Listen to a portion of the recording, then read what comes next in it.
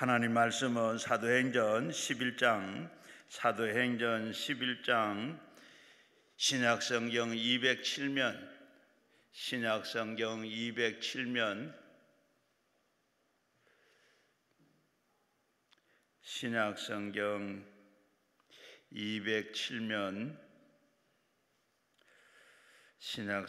207면 사도행전 11장 24절부터 26절까지 한 목소리로 같이 읽겠습니다. 바나바가 착한 사람이요 성령과 믿음이 충만한 사람이라 이에 큰 무리가 죽게 더하였더라.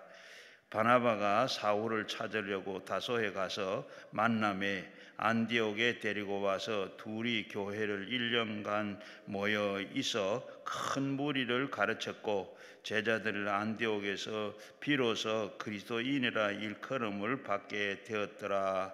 아멘.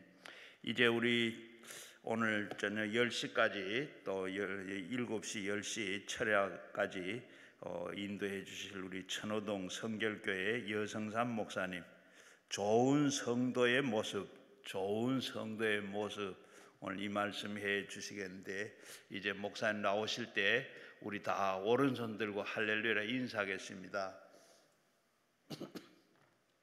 할렐루야, 할렐루야. 오늘 이 시간에도 귀한 예물 드린 손길이 계십니다. 서울 서문교회 한홍순 권사님, 기도응답 성령 충만 허락해 주시옵소서. 하나님이 그 기도 제목대로 응답 주실 줄 믿습니다.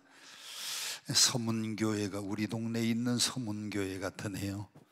원래 소소문에 있는 교회인데 서하남 사거리로 옮겨서 새성전 짓고 소자를 빼고 서문교회가 되었는데, 아마 그 서하남 사거리에 있는 그 서문교회 맞나요, 권사님?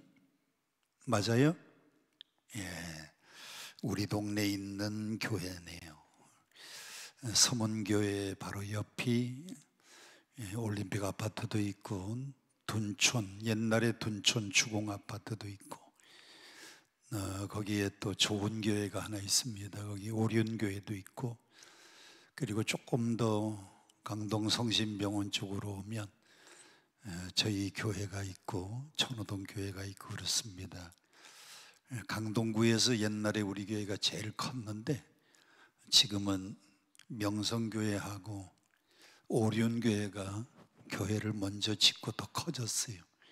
그래서 우리 교회가 한 3번째 되는 교회 같아요. 서문교회도 참 좋은 교회인데 교회를 참 예쁘게 잘 지었습니다. 우리 예물 위해서 기도하고 말씀 나누도록 하겠습니다. 고마우신 아버지 하나님, 오늘 이 금요일 저녁 시간에 수많은 사람들은 주말이 시작되었다고 산으로 들러 경치 좋은 곳으로 놀러 가고 야외로 나가는데, 저희들 나라와 민족을 위해서 기도하기 위하여 우리 한국교회 5만 교회와 내가 섬기는 교회의 부흥과 성장을 위하여, 그리고 나의 신앙과 우리 자녀들의 앞날을 위해서 기도하기 위하여 이곳에 불러주신 하나님 감사합니다. 내가 우연히 이곳에 온 것 같지만은 하나님의 계획 속에 오늘 이곳에 와서 주의 종을 만나 우연히 말씀 듣는 것이 아니고 하나님의 창세전부터 계획하신 대로 사도행전 11장의 말씀을 가지고 위대한 그리스도인의 모습에 대해서 함께, 좋은 성도의 모습에 대해서 함께 은혜를 나누고자 합니다. 귀한 예물 드린 손길 기도 응답 받기 원하고 성령 충만하기를 원하는데 그 기도가 다 이루어지도록 역사해 주시고 이 예물이 복음 사역에 귀히 쓰임 받고 하나님 나라가 확장되는데 귀하게 쓰임 받게 하시고 예물 드린 손길이의 1000배 만배로 축복하시되 신명기 1장 11절 내가 현재보다 1000배나 많기를 원하노라. 그 약속의 말씀대로 이루어 주시옵소서. 예수님 이름으로 간절히 축복기도합니다. 아멘. 할렐루야. 반갑습니다.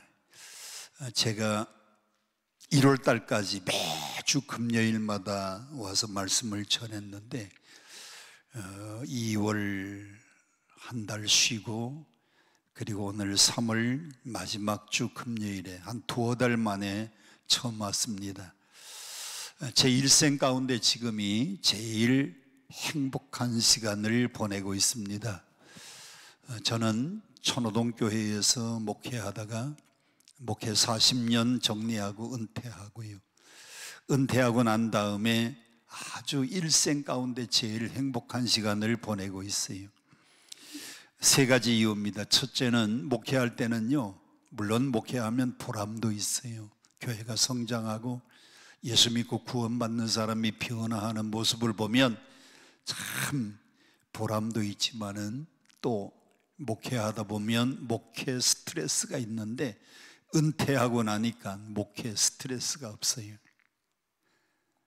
오늘 사회 보시는 우리 최 목사님도 고속터미널에 그 앞에를 이렇게 보면 산성교회가 우뚝 서 있는데 우리 목사님 건축 다 하고 은퇴를 하셨어요. 은퇴하고 난 다음에 첫째, 목회 스트레스가 없어서 행복해요. 두 번째는 하고 싶은 일을 할 수 있어서 행복합니다. 세 번째는 우리 본교회를 넘어서 은퇴하고 나니까 여기서 설교해달라, 저기서 설교해달라.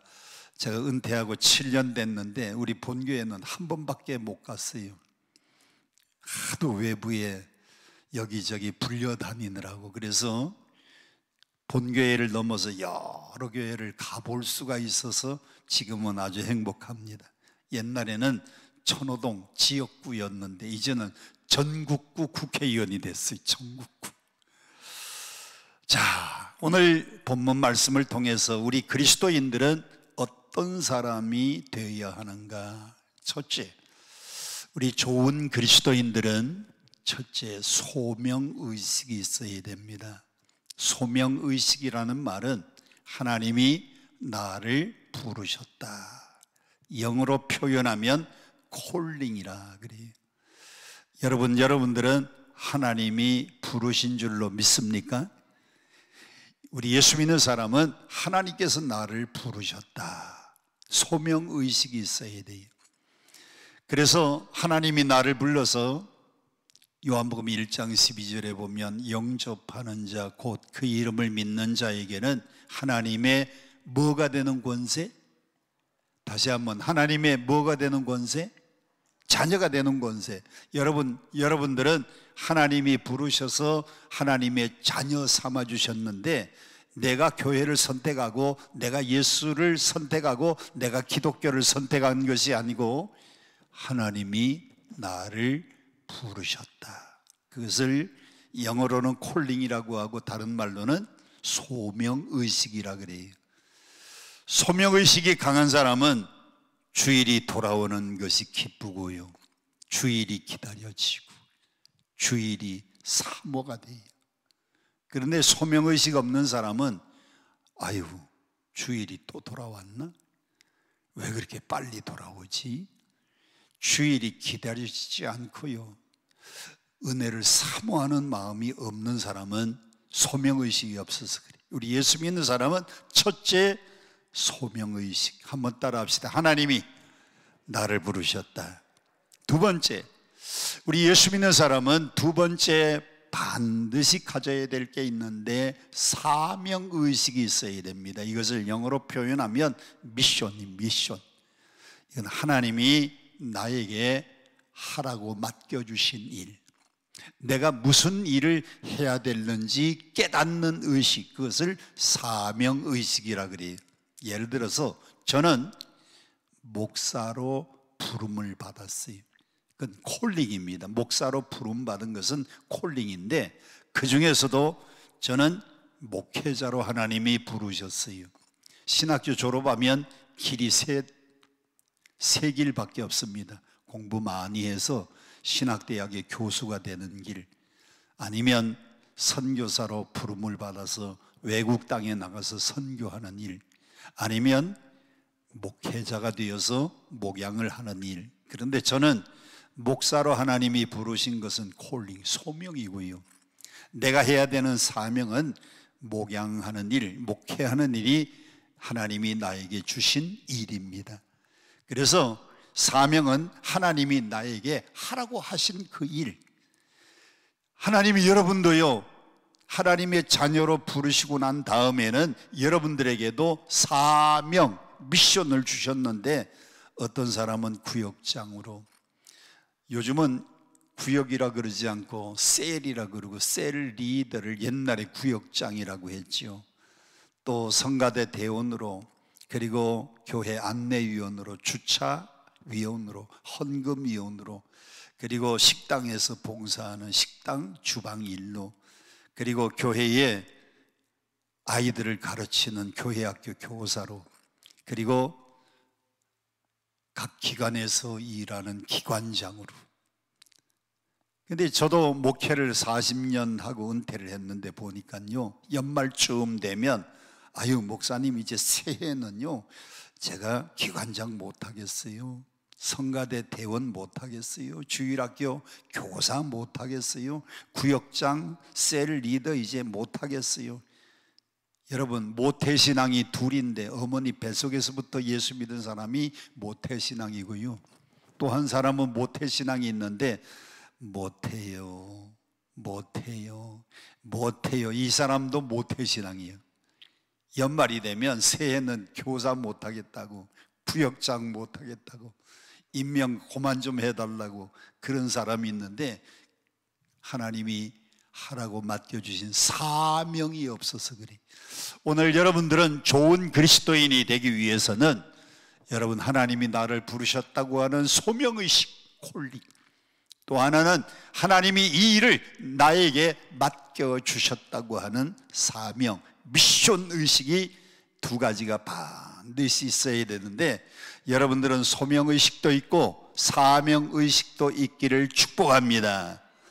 자, 오늘 사도행전 11장에서 보니까요, 참 좋은 신자 한 사람을 만날 수 있는데, 다른 말로 표현하니까 위대한 그리스도인, 좋은 신앙인이 있는데 바나바입니다. 바나바. 자, 이 바나바는 어떤 인물인가? 오늘 성경에 보니까요, 바나바는 첫째, 사도행전 11장 24절, 바나바는 착한 사람이요. 한번 따라 합시다. 바나바는 착한 사람이요. 오늘 사도행전 11장 24절에 바나바는 착한 사람이라 그랬어요. 우리가 살고 있는 이 사회는 점점 더 악해지고 있습니다. 참 이상하죠. 과학이 발달되고 생활이 점점 더 편리해서 살기가 좋아져야 되는데, 과학 발달되고 생활은 점점 편리해지고 있는데 세상은 점점 더 악해지고 있습니다. 그래서 서로 전혀 알지도 못하는데 길 가다가요, 괜히 옆에 있는 사람이 째려봤다고 두들겨 패. 묻지마 폭행. 부산에서는 어떤 여자가요, 자기 집 들어가는 현관 엘리베이터를 이렇게 누르는데 웬 남자가 뒤따라오더니요, 그냥 발차기로 여자를 뒤에서 머리 부분을 발차기로 그냥 가격해가지고 여자가 쓰러지니까 그 여자를 또 업고 나가더라고요. 아는 사이냐? 전혀 얼굴도 모르는, 일면식도 없는 사람인데 이것을 묻지마 폭행, 묻지마 범죄, 또 전혀 알지도 못하는 사람인데 그냥 길 가는데요, 칼 가지고 알지도 못하는 사람, 원한도 없는데 그냥 찔러 죽입니다. 묻지마 살인. 참 세상은 점점 악해지고 있는데, 오늘 성경 사도행전 11장 24절에 보니까 바나바는 착한 사람이요. 여러분, 우리 예수 믿는 사람은 좀 착해야 되겠어요. 옆 사람에게 한번 인사합시다. 우리 착한 사람 됩시다. 이 착한 사람을 옛날에는 뭐도 없이 살아갈 수 있는 사람, 겁도 없이 살 수 있는 사람을 착한 사람이라 그랬는데, 정말 우리 그리스도인들은요, 바나바처럼 첫째 착한 사람이 돼야 돼요. 자, 성경 데살로니가전서 4장 7절을 함께 보겠습니다. 노란 글씨 다 같이 시작. 하나님이 우리를 부르시면 부정하게 하심이 아니요 뭐하게 하기 위해서 우리를 부르셨어요? 하나님은 여러분이 부정하게 살기를 원치 않고 거룩한 삶, 여러분들이요 착한 사람 되라고, 거룩한 사람 되라고, 깨끗한 사람 되라고 하나님이 우리를 부르셨습니다. 또 파란 글씨 요한복음 5장 29절 말씀 함께 봅니다. 시작. 선할 일을 행한 자는 생명의 부활로, 악한 일을 행한 자는 심판의 부활로 나오리라. 여러분, 저는 반드시 천국과 지옥이 있다고 생각합니다. 왜? 이 세상에서 착하게 산 사람은요, 선한 일을 행한 사람은 생명의 부활로 나와야 되고, 이 땅에 살아가는 동안에 악하게 산 사람은요, 지옥 가서도 반드시 심판받아서 심판의 부활이 있어야 돼요. 그냥 이 세상만 살다가 끝이다 그러면, 악하게 살다가 건강하게 돈도 많이 잘 쓰고 죽은 사람 너무 억울해. 반드시 부활 후에 심판이 있어야 됩니다. 그래서 심판이 있으면 선한 일을 행한 사람은 생명의 부활, 악한 일을 행한 사람은 심판의 부활로 나온다 그랬는데, 오늘 여러분들은 요한복음 5장 29절에 생명의 부활로 나오기 원하는 분은 아멘. 다시 한번, 생명의 부활로 나오기 원하는 분은 아멘. 생명의 부활이 아니면 심판의 부활입니다. 그는 악하게 살아가다가 세상을 떠난 사람은 마지막 날에 다 하나님이 살리셔서 심판대 앞에 세우는데, 그때의 심판의 부활로 나오는 겁니다. 자, 로마서 12장 17절 또 함께 봅니다. 노란 글씨 시작. 아무에게도 악을 악으로 갚지 말고 모든 사람 앞에 어떻게 도모해? 선한 일을 도모해. 바나바는 착한 사람이라고 했는데, 정말 우리 예수 믿는 사람 좀 착했으면 좋겠어요. 자, 마태복음 5장 16절, 너무나도 유명한 말씀입니다. 함께 천천히 봉독합니다. 시작. 이같이 너희 빛이 사람 앞에 비치게 하여 그들로 너희 무슨 행실을 보고, 여러분들의 착한 행실을 보고 하늘에 계신 너희 아버지께 영광을 돌리게 하라. 마태복음 5장은 우리에게 두 가지 사명이 있다 그랬어요. 너희는 세상의 소금이요, 너희는 세상의 빛이요. 여러분들은 빛과 소금의 직분을 감당해야 되는 사명이 있어요. 그래서 여기 의정부에서 도봉구로 가다 보면 염광학교라고 하는 학교도 있어요. 그 염광학교가 뭐냐? 기독교 정신으로 세워진 학교인데, 염, 한문으로 무슨 염? 소금염. 광은 빛광. 너희는 세상의 소금이요, 너희는 세상의 빛이다. 그래서 염광학교라고 하는 학원이 있어요. 크리스찬 학교입니다. 거기는 교목 선생님들도 계시고요, 아이들에게 가르치는 과목 중에 성경 과목도 가르쳐요. 성경은 우리에게 너희는 세상의 빛, 세상의 소금이라 그랬습니다. 여러분, 너희의 착한 행실을 보고 안 믿는 사람이 하나님 앞으로 돌아오도록 여러분 착한 행실로 이 땅에 살아가시기를 축복합니다. 예수 믿는 사람은요, 바나바처럼 착한 사람 돼야 돼요. 좀 착하게 사세요.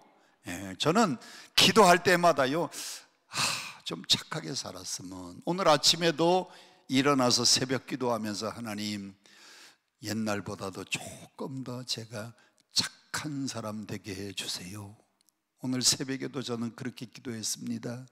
여러분, 아침에 일어나면 오늘도 착하게 살아서 너희의 착한 행실을 보고 하늘에 계신 너희 아버지께 수많은 사람들이 영광 돌릴 수 있도록, 우리가 착하게 사는 그 모습 보고 세상 사람들이 하나님 앞에 돌아올 수 있도록 선하고 착하게 사시기를 축복합니다. 악한 사람이 되어서요, 교인들끼리 싸워. 그러다가 한 교회에서 마주치면 얼마나 서로 민망합니까? 아파트 아래 윗집에서 그냥 싸워가지고 엘리베이터에서 만나면 얼마나 민망해요. 여러분, 착하게 삽시다. 옆 사람에게 한 번 더 인사하세요. 착하게 삽시다. 자, 오늘 바나바는 어떤 인물이냐? 우리 좋은 신자의 모습은 첫째, 어떻게 사는 사람? 착하게 사는 사람이 돼야 됩니다. 오늘 사도행전 11장인데 사도행전은 우리에게 위대한 두 인물을 소개하고 있습니다.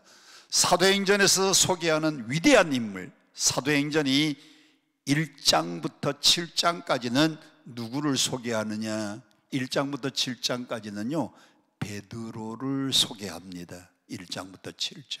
그 다음에 8장부터 마지막까지는 바울을 우리에게 소개해요. 그래서 사도행전은 우리에게 이 두 인물, 전반부는 베드로를 소개하고 있고요, 후반부는 누구를 소개하고 있다고요? 후반부는 누구 소개? 바울을 소개하고 있어요. 그런데 이게 좀 잘못됐네요. 제가 오타가 났습니다. 사도행전 28장까지 있는데 사도행전 8장부터 28장까지가 바울인데, 사도행전은 이 두 인물 베드로와 바나바를 바울을 소개하는데, 그런데 또 한 사람, 중요한 사람을 사도행전에서 소개하고 있습니다. 그 세 번째 인물이 누구냐?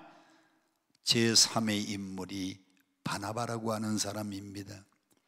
이 바나바는 그의 인격이 어떤 사람이라고 했냐면 오늘 11장 24절, 그는 착한 사람이요, 착한 사람. 여러분, 이름 중에 여기도 혹시 계신 분이 있는지 모르겠습니다. 가운데 선자가 있든지 끝에 선자가 있는 사람. 여자들은 선자, 선숙이, 선영이, 남자들은 뭐 기선이, 동선이, 선자가 있는 사람. 여기에 자기 이름 중에 가운데나 끝자리에 선자, 착할 선자 있는 사람 손 들어봐요. 어이구, 저기 한 분 계시네. 남자분이 한 분 계시네. 여러분, 이름에도요, 왜 선자가 들어가느냐? 여러분 부모님들이 보나마나 어떻게 살라고 이름에다가 착할 선자를 집어넣어 주셨어요? 착하게 살라고 선자를 집어넣어 주신 것 같아요. 자, 고개 들고 저를 보세요. 저는 목사가 되기 전에 저는 공대를 공부했습니다. 공과대학 가서. 이 공과대학에서 배운 것 중에 하나가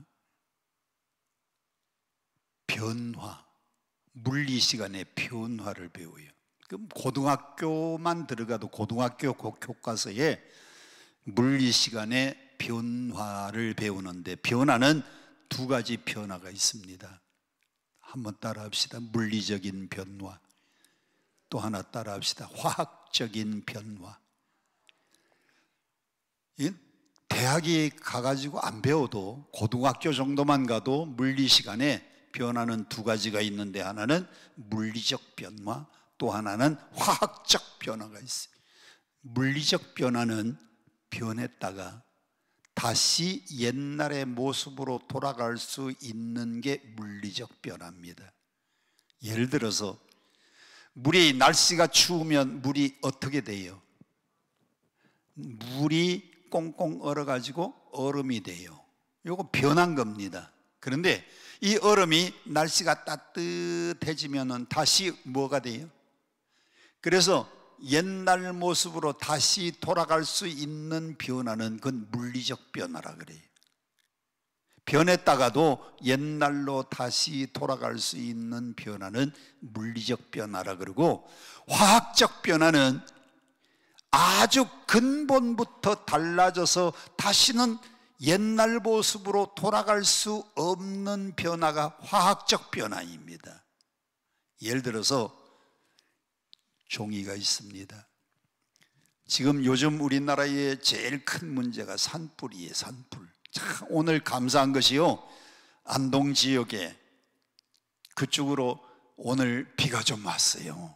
많이는 안 왔는데 아침에 한 2mm 오다가 오후에 또 한 5mm가 왔대요. 그래도 큰 불, 줍을 끄는데 도움이 됐어요.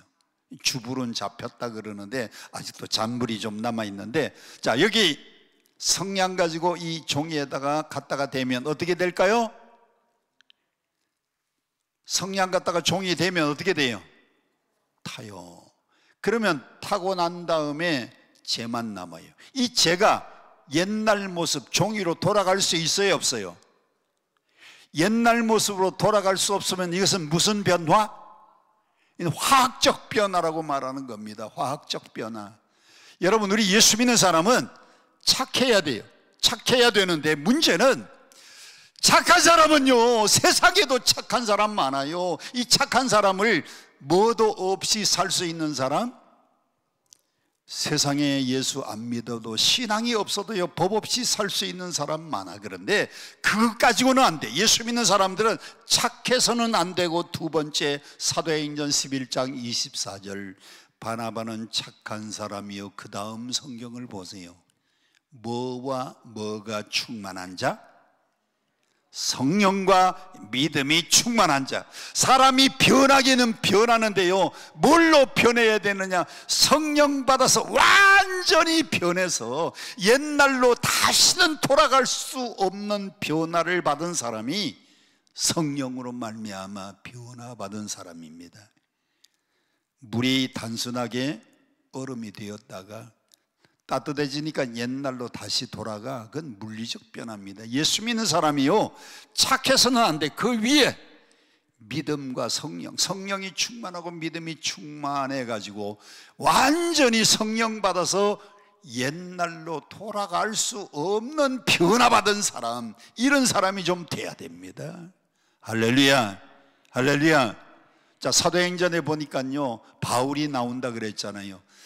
1장부터 7장까지는 아까 베드로를 소개하고 8장부터 28장까지는 바울을 소개하는데, 여러분 보세요. 바울이 예수 믿기 전에는 어떤 사람이었습니까?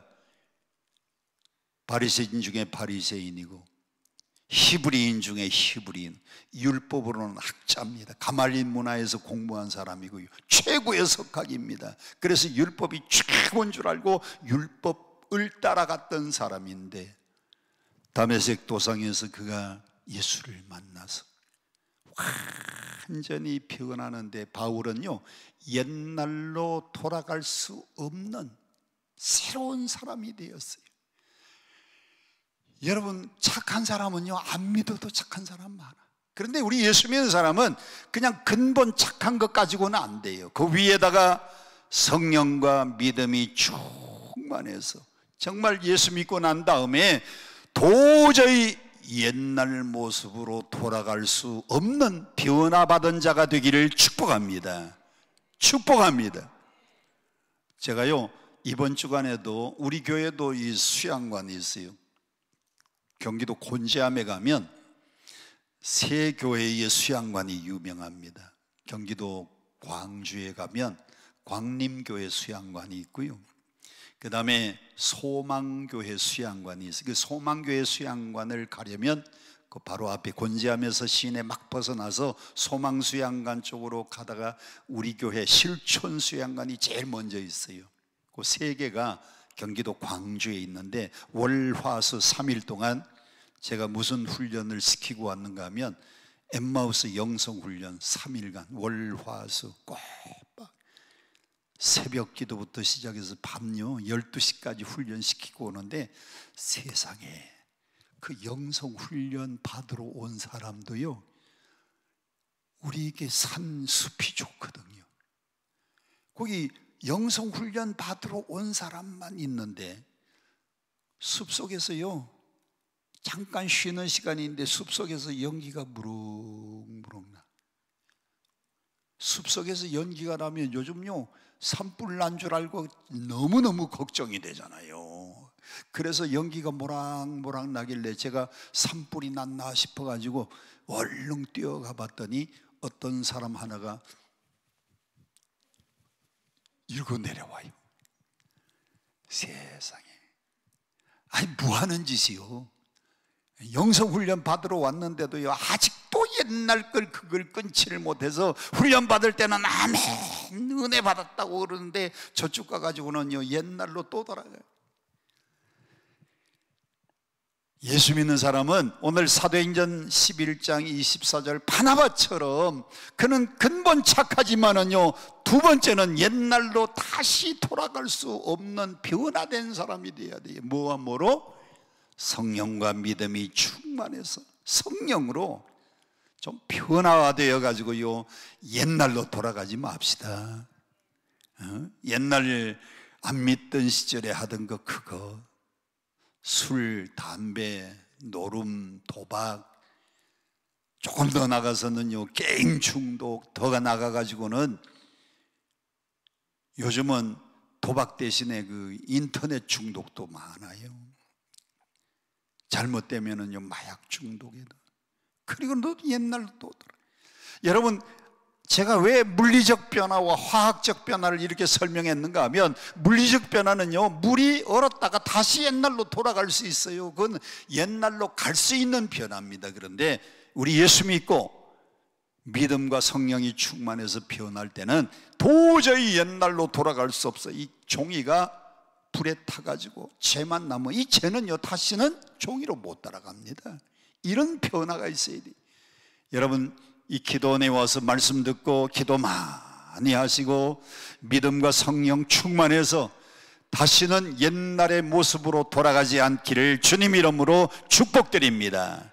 우리 그리스도인들은 믿음과 성령이 충만한 사람들이에요. 자, 사도행전에 별명이 하나 있습니다. 사도행전 그러지만은 또 하나의 별명은 한번 따라합시다. 성령행전. 다시 한번 성령행전. 사도행전의 별명이 뭐라고요? 성령행전입니다. 왜 사도행전의 별명이 성전행전일까요? 성령을 받아야 놀라운 변화가 일어나기 때문입니다. 자, 세 사람만 소개해 보려고 합니다. 첫 번째, 도마입니다. 예수님 제자 가운데 도마는 뭐가 제일 많았어요? 의심이 많았어요. 사람들이 말합니다. 우리 선생님 예수님이 부활했다. 나는 그 손에 못자국을 만져보지 않고 그 옆구리에 청자국을 내가 만져보지 않고는 나는 도저히 믿을 수 없다. 의심이 얼마나 많은지. 그런데 모든 제자들이 부활의 예수님을 만났다고 하는데도 의심하고 안 믿었는데, 여드레가 지나서 모든 제자들이 한 방에 있을 때에 예수님께서 숨을 내쉬며 가라사대 너희에게 평안이 있을지어다. 그러면서 주님이 부활하신 모습으로 나타났어요. 그러더니 의심 많은 도마를 불러서 도마야, 내 손을 내밀어 내 손에 못자국을 만져보고 내 손을 내밀어 내 옆구리에 청자국을 만져보아라. 그리고는 믿음 없는 자가 되지 말고 믿는 자가 되라. 할렐루야. 부활하신 예수님이요, 모든 제자가 다 있는 11제자가 다 있는 그 자리에 도마를 불러가지고 내 손을 내밀어서 그 손가락으로 못자국을 만져보고 내 손가락으로 옆구리에 창자국을 만져보고 믿음 없는 자가 되지 말고 믿는 자가 되라. 부활한 예수님의 십자가에 달렸던 못자국 흔적을 만져보았어요. 옆구리에 창자국을 만져보았어요. 그리고는 이 의심 많은 도마가요 완전히 변했는데, 부활의 예수님을 만나고 난 다음에 성령 체험하고 오순절날 성령 체험하고 난 다음에는 그는 어디를 갔느냐? 인도에 가서 복음을 전하다가, 인도에 가면 첸나이라고 하는 도시가 있습니다. 인도의 제3 번째 도시입니다. 수도 뉴델리가 있고요, 동쪽에 캘커타가 있는데 저 밑에 남쪽에 첸나이라고 하는 곳에 도마가 거기에 순교한 장소가 있어요. 도마가 순교한 그곳에 기념해서 거기에 교회를 세웠더라고요. 도마 순교교회. 그리고 도마가 처음에 인도에 가가지고 처음에 굴 속에서 살았어요.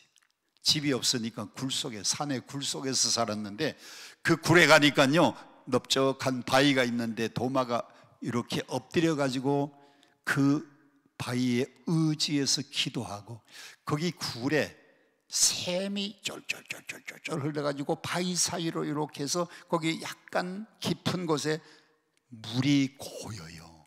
그 물을 마시면서 거기서 기도를 했는데 그 바위가요 쑥 파였더라고요.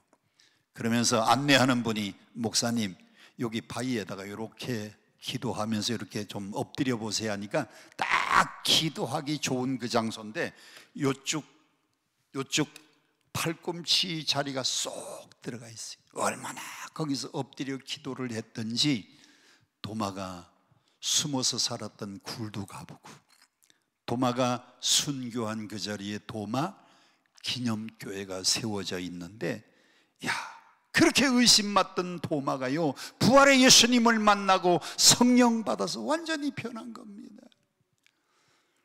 두 번째, 예수님의 제자 가운데에 다른 제자들은 다 일찍 순교했습니다. 그런데 가장 오래 산 사람이 누구냐? 요한입니다. 요한은 성령 충만받고 변화를 받아서 사람들이 요한을 죽이려고 하는데 요한은요 죽지도 않는 겁니다. 그래서 마지막에 로마의 박해가 가장 심할 때에 요한을 어디로 유배를 보냈는가? patmos섬에 유배를 보냈어요. 근데 patmos섬에 거기서요 있는 동안에 요한이 그 엎드렸다가 일어날 때마다 이렇게 땅바닥에 손을 짚은 장소가 있는데 이 손바닥 자국이 쑥 들어가 있어요. 그 보니까 사람의 손바닥인데 그게 요한이 patmos섬에서 엎드려 있다가 일어날 때마다 거기를 짚었다 그러는데 제가 손을 갖다 대보니까 제 손보다 조금 작은 것 같아. 요한의 키나 체격이 나보다 좀 작은 모양이에요. 사람 손바닥만한 게 거기 바위에 찍혀 있어요. 여러분 patmos섬에 유배당에 가가지고도요 끝까지 순교할 때까지 성령 충만받고 변화받은 사람이 사도 예수님의 12 제자가 다 오순절날 성령 받고 난 다음에는 그들의 생애가 180도 다 변했습니다. 두려워 떨면서 숨어있던 사람들이 길거리에 나가서 다 함대히 복음 증거하다가 다 순교했어요. 마지막 세 번째는요 저희 아버님을 좀 간증하려고 그래요. 우리 아버님은 대단한 믿음의 용기를 가진 분입니다. 우리 아버님은 9살 때에 할아버지가 돌아가셔서 9살 때에 아버지가 돌아가신 거예요. 그리고 17살 때에 9살 때 할머니가 돌아가시고 17살 때에 할아버지가 돌아가셨어요. 근데 9살, 10살 그때에 어머니가 돌아가시고 나니까 허전하잖아요. 그런데 교회 가니까 교회 학교에서 선생님들이 따뜻한 환영을 해주고 간식도 주고 그러니까 너무 좋아가지고 교회를 갔다 왔는데 교회를 9살 때 10살 때 다녔는데 교회만 갔다 오면 우리 할아버지가요 빗자루 가지고 얼마나 두들겨 팼는지 몰라요. 교회 가지 말라고. 왜냐하면 우리 할아버지 때까지 우리 집안은 유교 집안이에요. 유교 집안. 교회를 갔다 오면 이 다음에 뭐 안 드린다고 빗자루로 두들겨 팼는가 하면 제사 안 드리고 조상 숭배 안 한다고. 근데 우리 아버님이요 그렇게 빗자루로 두들겨 맞아도 몰래 교회를 다녔어요. 그러다가 9살 때 어머니 돌아가시고 17살 때 아버지까지 돌아가시니까 일찍 가장이 된 겁니다. 일찍이 가장이 되니까 17살이 되자마자 우리 아버님이요 모든 식구들 누나가 하나 있고 밑에 여동생이 있는데 17살에 홀로 된 다음에 그 다음에 곧바로 결혼을 했어요. 18살 때 결혼해가지고 그 다음에 우리 아이들 8남매 낳을 때까지 전부 온 가족을 다 데리고 교회를 나간 겁니다. 그 할아버지 살아계실 때 할머니 살아계실 때 그렇게 핍박과 박해 속에서도 교회를 다녔는데 할아버지 할머니 돌아가시고 나니까 이제 가장이잖아요. 우리 식구들 다 데리고 교회를 가는데 누나도 데리고 교회를 가고, 누나도 그렇게 핍박하고 박해했는데 누나도 데려가고 여동생도 데려가고, 우리 식구들은요, 옛날에는, 지금은 뭐 부흥회를 해도 월요일 새벽 저녁, 화요일 새벽 저녁, 수요일 새벽 저녁 6번밖에 안 하고 부흥회가 끝나. 옛날에는요, 주일날 저녁부터 부흥회를 시작하면 토요일 새벽까지 부흥회가 일주일 계속됐는데, 저는 중학교 때, 초등학교 때, 중학교 때까지 우리 교회에서 부흥회를 하면 학교를 안 보내는 겁니다. 우리 아버님이. 학교 공부는 언제든지 가서 할 수 있는데 이 부흥회는 이번 기회에 은혜를 안 받으면 안 된다. 그래서 한 주간 그냥 결석이요, 부흥회만 하면. 야, 우리 아버님의 그 할아버지 할머니 밑에서도요, 유교 집안의 온 집안 식구들이 그렇게 핍박하고 박해를 해도 예수 믿고 성령 체험하고 변화를 받으니까 다 우리 온 가족을 다 데리고 교회를 다니고 신앙생활 했습니다. 그래서 우리 식구 다 예수 믿고 구원받았습니다. 할렐루야. 우리 8남매 어머니 아버지까지 10식구 다 구원받았고, 이 10식구 중에서 6명이 목사가 나왔어요. 6명. 그리고 우리 큰 고모집의 모든 식구들, 그 집의 사촌들 다 예수 믿고 구원받고요, 작은 고모집의 모든 식구들 다 예수 믿고 구원받았어요. 그 집에도 목회자가요 4명이나 나왔어요. 작은 고모집에도. 여러분, 예수 믿고 성령 받으면 이렇게 변해야 됩니다. 다 같이 한번 따라합시다. 바나바는 24절입니다. 바나바는 착한 사람이요, 성령과 믿음이 충만한, 성령과 믿음이 충만한 사람이라 이에 큰 무리가 주께로 더하더라. 할렐루야, 할렐루야, 할렐루야. 여러분, 예수님이 우리에게 약속을 했습니다. 내가 떠나가면 보혜사 성령을 너희에게 주리라고 약속했어요. 예수님이 떠나가셔야 보혜사 성령이 이 땅에 오신다고 약속했습니다. 그래서 사도행전에 보면, 사도행전은 다른 별명이 성령행전인데 1장 4절 시작. 사도와 함께 모이사 그들에게 분부하여 이르시되 예루살렘을 떠나지 말고 내게서 들은 바 아버지께서 약속하신 것, 여러분, 아버지께서 약속하신 것이 뭔가 하면, 내가 떠나가면 보혜사 성령을 너에게 주겠다. 내가 떠나가면 성령이 온다고 약속한, 성령을 약속한 겁니다. 그래서 이 약속한 것은 성령이에요.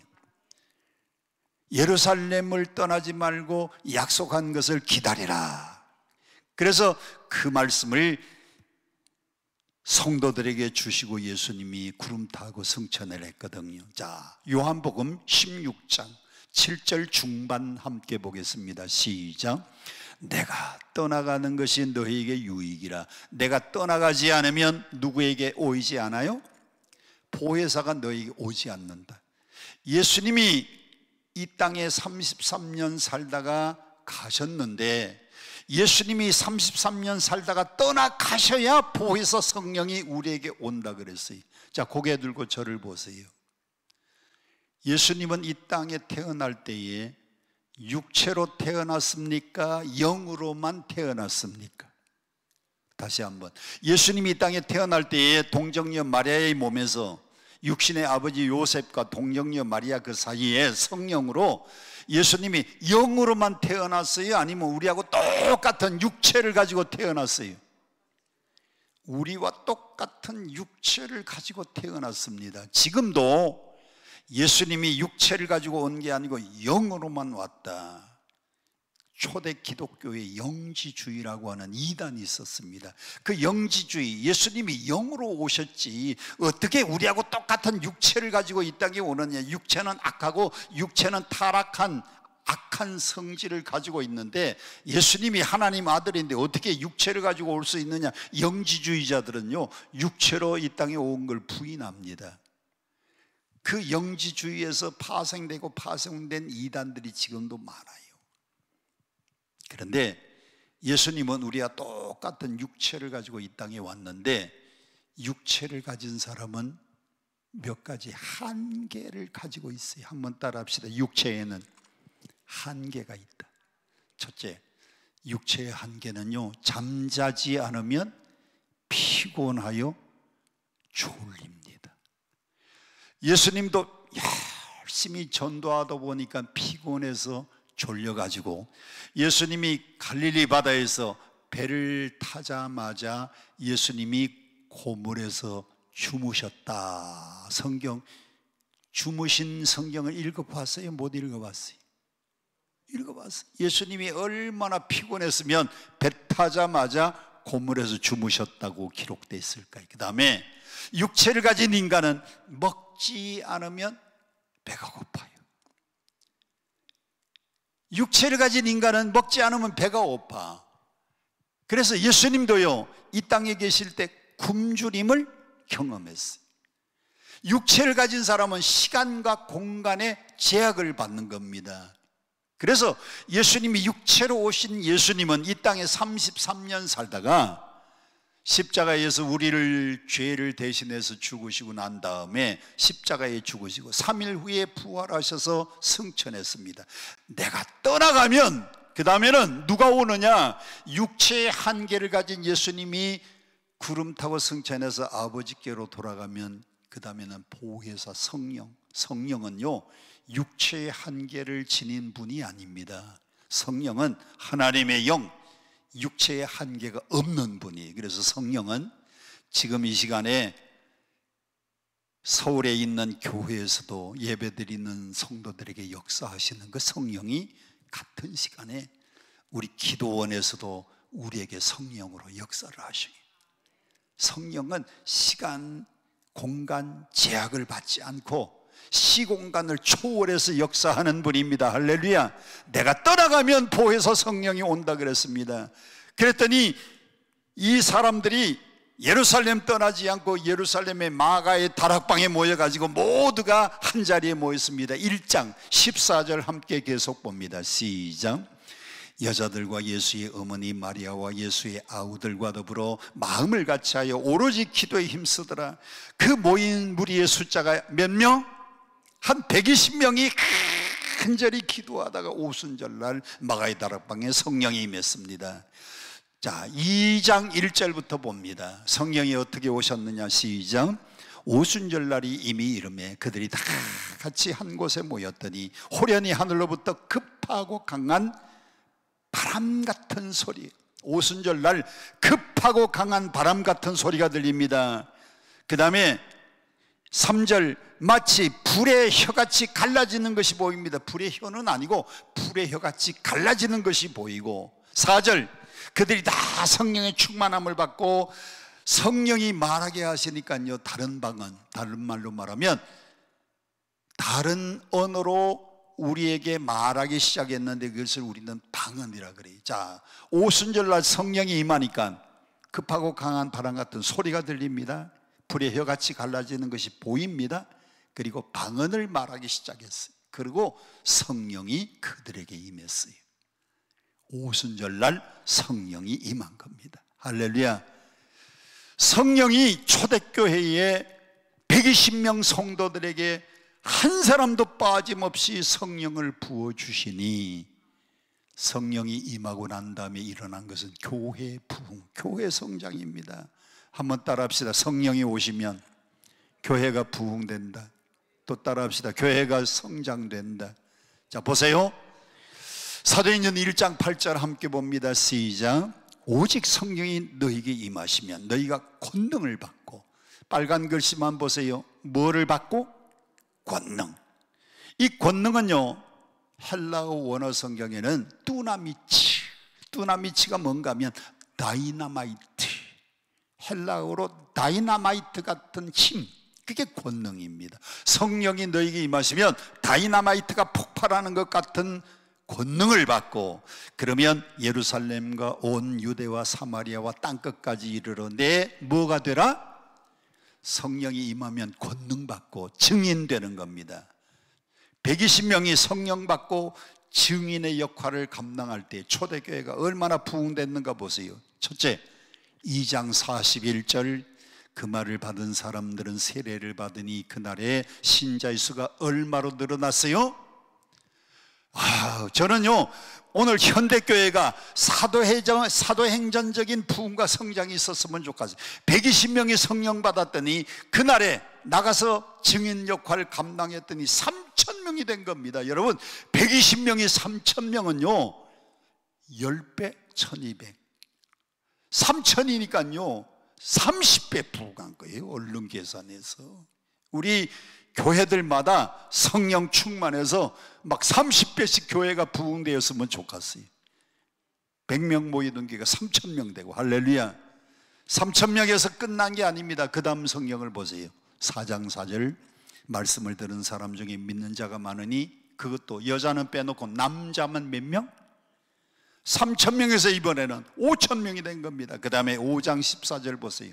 5장 14절은요 남녀의 큰 무리는 3,000, 5,000, 셀 수 없이 많으면 큰 무리라는 겁니다. 그 다음에는 6장 1절, 그때에 제자가 더 많아졌다. 양적인 부흥과 함께 질적인 성장도 오니까 제자가 많아진 겁니다. 그때에 누가 회심했느냐? 사울이라는 사람이 회심했어요. 9장 3절 함께 봅니다. 시작.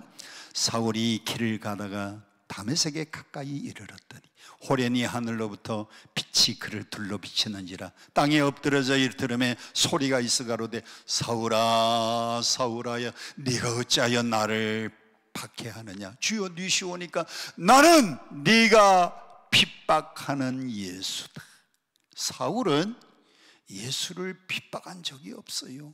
예수 믿는 사람이 꼴 보기 싫고 예수 믿는 사람이 싫어서 예수 믿는 사람을 잡아다가 옥에 가두기 위하여 다메섹으로 체포 영장을 받아가지고 예수 믿는 사람을 박해했는데 예수님 말합니다. 네가 왜 나를 박해하느냐?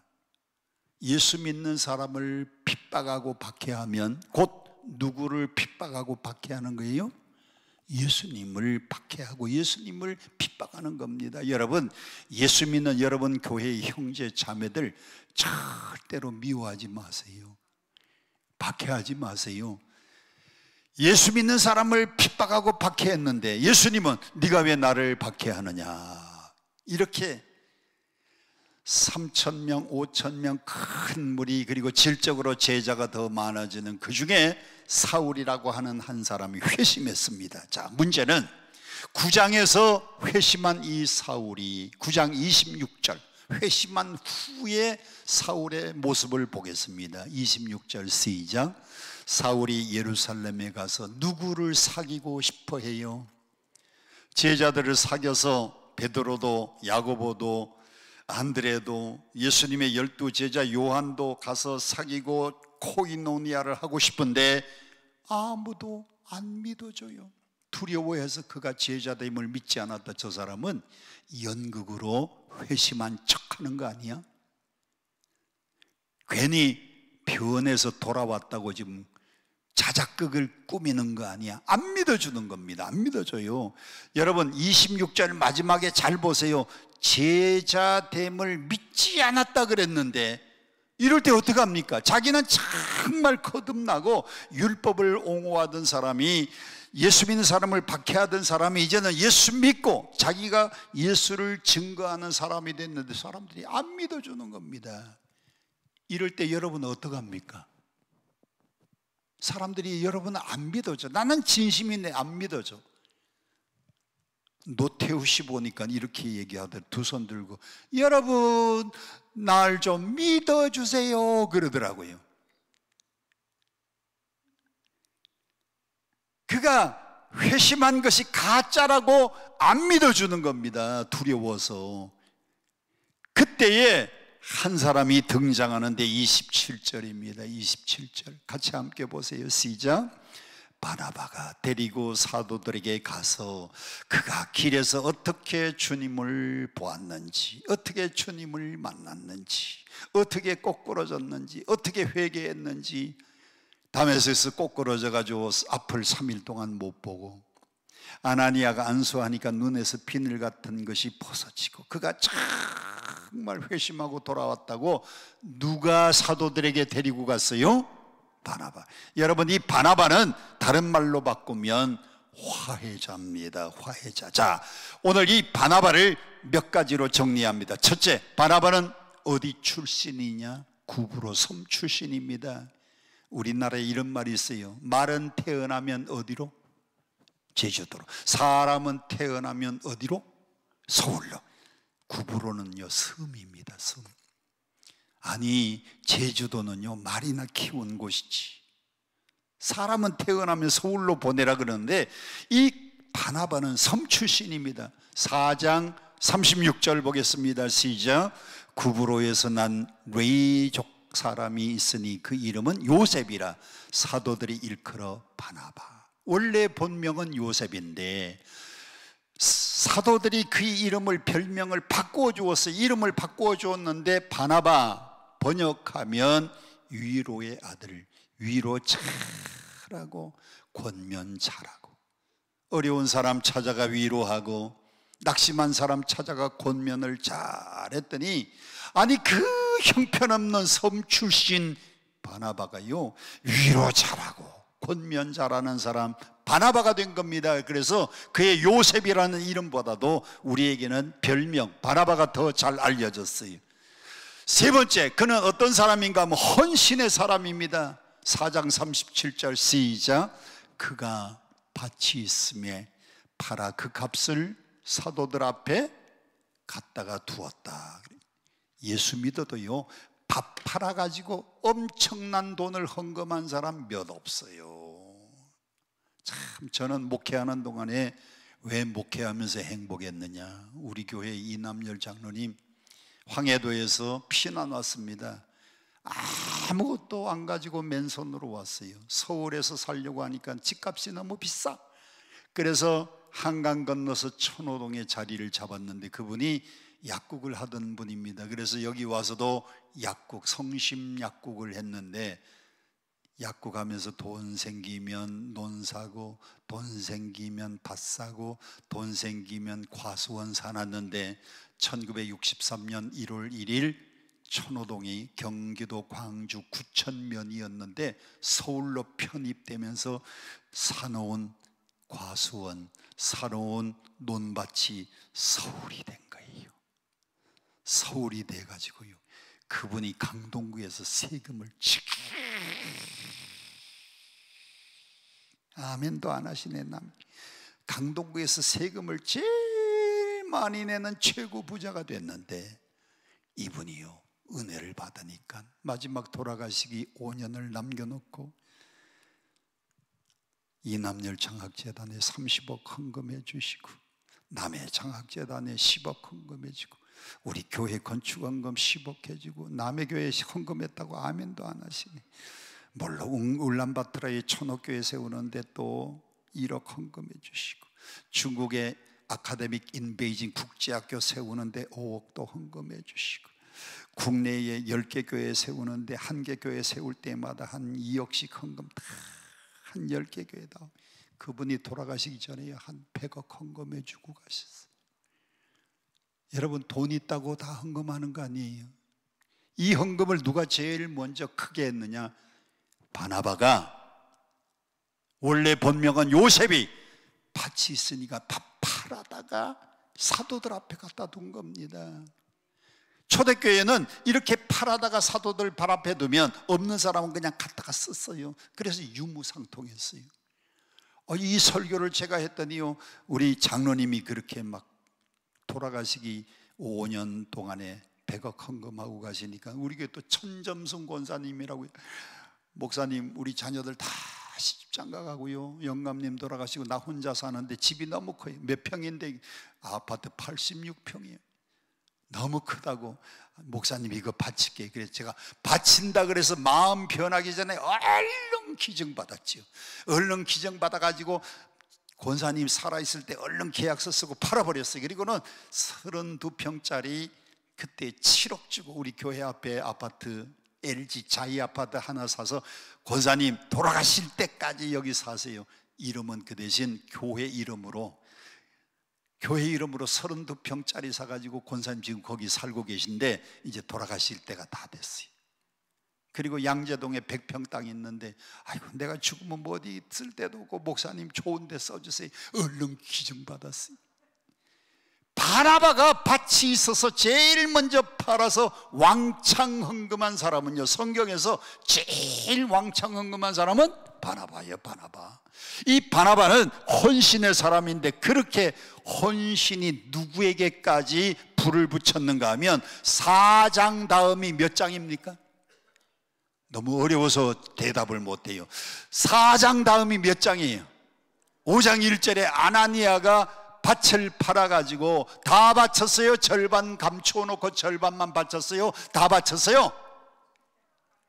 왜 아나니아가 밭을 팔아서 절반 감추고 절반 헌금했느냐? 누가 헌금하니까 여보 바나바가 지금 밭 팔아가지고 하는데 우리는 돈이 더 많은 사람인데 우리도 좀 밭 팔아야지. 그래서 바쳐야지. 팔기 전에는 부부가 같이 다 바치기로 했는데 팔고 난 다음에 돈을 보니까 욕심이 생겨가지고 절반은 감춰놓고 절반은 쓱 가져가서 다인 것처럼 하다가 죽은 사람이 아나니아, 그리고 그의 부인 삽비라. 여러분, 아나니아와 삽비라가 누구의 영향을 받았을까? 4장에 바나바가 밥 팔아가지고 바치는 걸 보고 자기들도 흉내내다가 그렇게 된 겁니다. 여러분, 바나바는요 이렇게 헌신도 할 줄 아는 사람. 세 번째, 바나바는 어떤 인물이냐? 네 번째, 바나바는 교회 부흥을 주도한 인물인데 24절 시작. 바나바는 착한 사람이요 성령과 믿음이 충만한 사람이라. 이에 바나바 때문에 누가 돌아왔어요? 큰 무리가 죽게 돌아왔다 그랬어요. 마지막으로 바나바는 어떤 사람이냐? 바나바는 다섯째, 화해의 인물입니다. 우리나라의 싸움은 뭐하고? 말리고. 흥정은 어떻게 하고? 이게 뭐 손발이 맞아야 뭐 좀 해먹지. 다시, 싸움은 어떻게 하고? 말리고. 흥정은 어떻게 해라? 붙여라. 그런데 바나바는요 화해하는 인물이었습니다. 사울이 회심하고 제자들을 사귀고자 하는데 아무도 안 믿어주니까 누가 나타났느냐? 26절 27절 시작. 사울이 예루살렘에 가서 제자들을 사귀고자 하나 다 두려워하여 그가 제자됨을 믿지 아니하니 28절 바나바가 데리고, 누구를 데리고? 사울을 데리고 어디에게 갔어요? 사도들에게 가서 그가 길에서 어떻게 주를 보았는지와 주께서 그에게 말씀하신 일과 다메섹에서 그가 어떻게 예수 이름으로 담대히 말하였는지를 소개했더니 화해자, 중간자가 있었기 때문에 사도들하고 사울이요 화해가 된 겁니다. 여러분들도 좀 싸우고 원수된 사람들은 화해를 좀 붙여요. 좀 싸움은 말리고 화해를 붙여야 되는 겁니다. 교회들마다 요즘은 누가 필요하냐? 이 화해자, 중간자. 여러분도 화해자 되시고 중간자가 되기를 축복합니다. 그렇게 하실 분들만 아멘. 화해 역할 잘 감당하세요. 이 화해 역할을 제일 잘한 사람이 누굽니까? 예수님이잖아요. 하나님과 원수된 우리 중간에서 십자가로 화목제물이라는 게 화목해 하려고 그가 친히 생명을 바쳐 제물이 되었다는 겁니다. 그래서 예수님을 닮아서 바나바는요 화해자, 중간 역할 잘 감당했어요. 마지막 결론, 바나바 때문에 얻어진 별명 하나가 있습니다. 뭐냐? 크리스찬이라고 하는 별명이 생겼어요. 25절 26절 읽고 마칩니다. 시작. 바나바가 사울을 찾으러 다소에 가서 만남에 안디옥에 데리고 와서 둘이 교회에 1년간 모여 있어. 안디옥에 1년 있었는데 그때에 큰 무리를 가르쳤고 수많은 제자들이 생겼는데 안디옥에서 동네 사람들이 말합니다. 저 사람들은 그리스도인이야. 저 사람들은 예수쟁이야. 저 사람들은 영어로 크리스찬이야. 여러분, 크리스찬이라고 하는 이름을 제일 먼저 세상 사람들로부터 듣게 만든 사람이 누구? 바나바입니다. 오늘 여러분들 때문에 세상 사람들이 저 사람 예수 믿는 사람, 여러분 적어도요 예수 믿는다 그러면 직장이나 일반 사회에서 그 사람 믿을 만해, 그 사람 교회 다닌대, 그래야 되는데 교회는 다니는데 사기꾼 같은 사람, 믿을 수 없는 사람 돼서 되겠어요? 크리스찬이라는 이 말은요 바나바 때문에 안디옥 교회에서부터 처음으로 세상 사람들이 우리를 가르쳐서 저 사람들은 크리스찬이야, 저 사람들은 예수쟁이야, 저 사람들은 예수 믿는 사람들이야. 그 말은요 믿을 만한 사람, 신용 있는 사람, 정말로 신용이 있어서 보증 쓸 수 있는 사람, 그런 뜻입니다. 여러분들이 그런 인정받는 성도가 되기를 축원합니다. 이런 바나바 같이 좋은 성도 되기를 축복합니다. 축복합니다. 축복합니다. 이제 10시에는요 무슨 설교를 하느냐, 야고보서 1장에 제가 10시에는요 정말 아끼는 설교 한 편을 합니다. 설교 제목 신앙의 템포입니다. 신앙의 템포. 무슨 얘기인가 하면 운동에는요 템포가 중요해요. 탁구는 저를 보세요. 탁구는 이렇게 치려면 이렇게 딱 준비 자세 해가지고 딱 하나 둘 하나 둘, 탁구는요 탁 뺐다가 탁 오는 걸 보고 탁 이게 경례하듯이 이렇게 딱, 이게 뻗으면 안 되고요 이렇게 딱 붙여가지고 이렇게 딱 하나 둘 하나 둘, 이게 탁구의 템포입니다. 테니스는요 하나 둘 셋입니다. 하나 둘 셋, 하나 둘 셋. 제가 테니스를 40년 쳤어요. 그 다음에 모든 운동은 템포가 중요한데 그 중에서도요 골프 치는 분들, 골프도 템포입니다. 템포. 골프는 어떻게 쳐야 되는가 하면 에델바이스,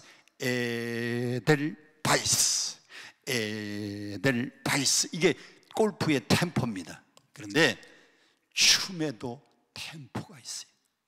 춤에도 템포가 있는데 우리나라의 고전 무용이나 저 라틴 댄스나 브라질에 가니까 삼바라고 하는 춤이 있는데 모든 춤은 템포가 있어요. 라틴 댄스의 템포는 제일 중요한 게 뭔가 하면 슬로우 슬로우 퀵 퀵, 슬로우 슬로우 퀵. 제가 이거 연습을 10분 하고 온 거예요. 이게 10시에 이제 할 거예요. 신앙의 템포. 모든 춤은요 슬로우 슬로우 퀵 퀵인데 신앙에도 템포가 있어요. 야고보서 1장에 이게 신앙의 템포가 나오더라고요. 퀵 해야 될 게 있고 슬로우 해야 될 게 있는데 궁금하면 기대하시라. 10시에 제가 말씀드립니다. 자, 이제 우리도 바나바 같은 화해자, 우리도 바나바 같은 착한 사람일 뿐만 아니라 세상 사람도 착한 사람이 많으니 우리도 성령과 믿음이 충만한 사람, 다시는 옛날로 돌아갈 수 없는 변화된 사람이 되어 여러분들 때문에 사람들이 예수 믿는 사람을 크리스찬이라고 일컬음을 받게 된 이 바나바를 닮아서 그렇게 되기를 축원드립니다. 축원드립니다. 우리 함께 주여 삼창 부르고 난 다음에 함께 통성으로 함께 기도하겠습니다. 자, 두 손 드세요. 주먹을 불끈 쥐세요. 주여 주여 주여 삼창하고 난 다음에 하나님, 우리도 바나바같이 착한 사람일 뿐만 아니라 다시는 옛날로 돌아갈 수 없는 화학적인 변화, 그 성령이 아니면 변화할 수 없는 그런 변화인데 하나님, 우리도 변화시켜 주시고 성령과 믿음이 충만한 사람이 되어서 하나님, 바나바와 같이 착한 사람일 뿐만 아니라 화해 역할 감당하는 사람, 땅을 팔아서 하나님 앞에 헌신할 줄 아는 사람, 세상 사람들로부터 크리스찬이라고 하는 이름을 들을 수 있는 사람 되게 해달라고 주여 삼창 부르고 통성 기도합니다. 주여.